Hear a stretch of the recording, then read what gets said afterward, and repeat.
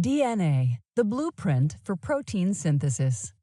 Deoxyribonucleic acid is the genetic material that carries the instructions for building and maintaining an organism.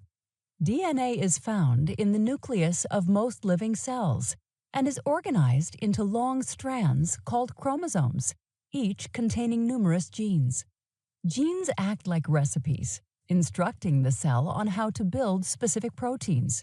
This process, called gene expression, allows different cell types, like muscle or nerve cells, to produce the proteins they need for their specialized functions.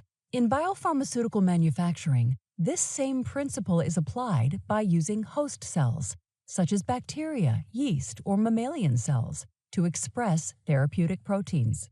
By inserting a gene into these host cells, scientists can direct them to produce large quantities of the desired protein for use in treatments.